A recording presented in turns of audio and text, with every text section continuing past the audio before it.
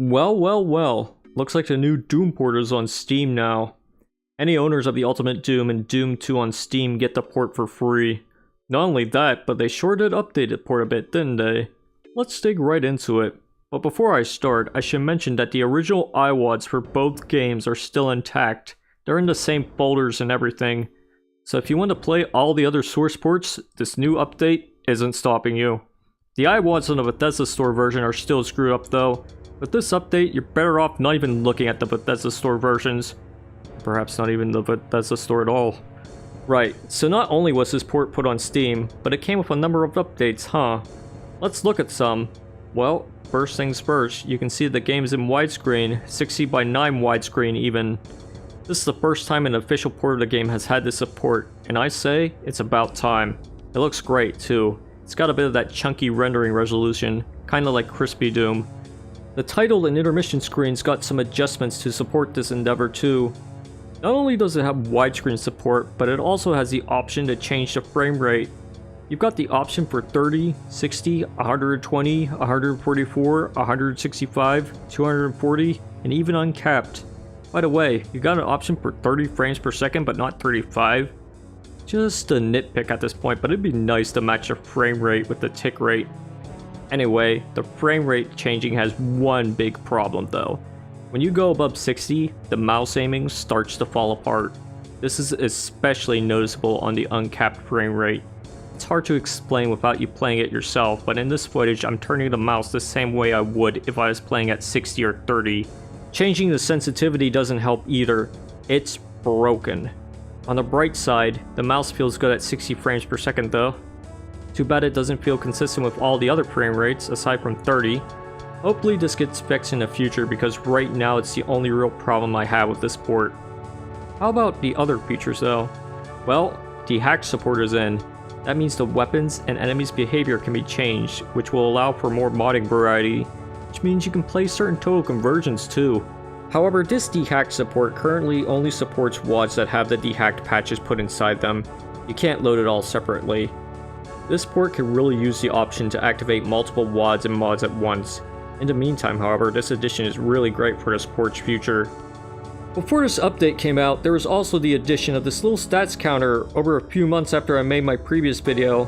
Nice stuff. It'll really help if you want to get all the kills, secrets, and even the items if you want to get 100% of everything. This update even added a sounded message that plays whenever you find a secret. What do you think about that, Team Eternity?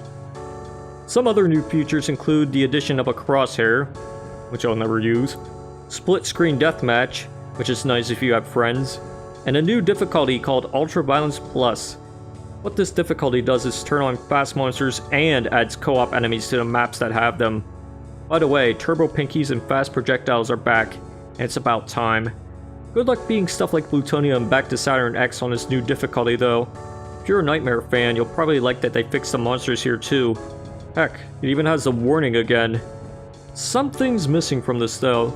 Remember how Doom 95's launcher had options you could tick to turn on fast and respawning monsters? How about those options be re-implemented into this port? They can probably fit in the level select menu somewhere around the bottom. Or heck, maybe take advantage of the launch options feature on Steam and add them in as parameters as well. It'd be great for those who want to play Ultra Violence with either fast monsters or co-op monsters rather than both at once. I still like the Moxie of UB+, but depending on the WAD, it can potentially be a bit excessive. Anyway, some other fixes were implemented too. The ouch face is fixed. Supposedly. Still needs some work. But what is fixed is the message that's supposed to display when you're low on health and pick up a medikit. The super shotgun blast doesn't linger for an extra frame, and the zombie man now lights up when firing just like all the other hit scanners. A lot of this stuff won't be noticed by casual or first time players, but real big Doom nerds will probably take note of these, so I figured I'd mention them.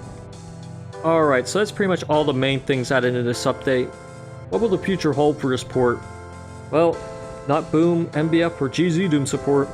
Stick with PR Boom, GZ Doom, Eternity, Retro, or other similar fan-made source ports if you want to play level packs or mods made for those. When I made my previous video, I had a list of suggestions at the end.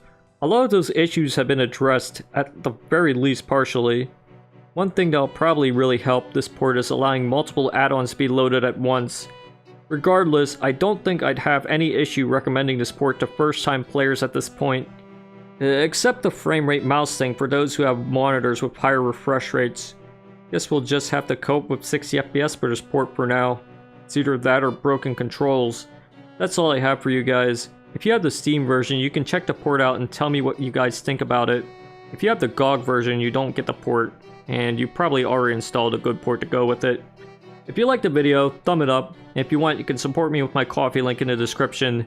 Never necessary, but always appreciated. Thanks for watching, and until next time, toodaloo.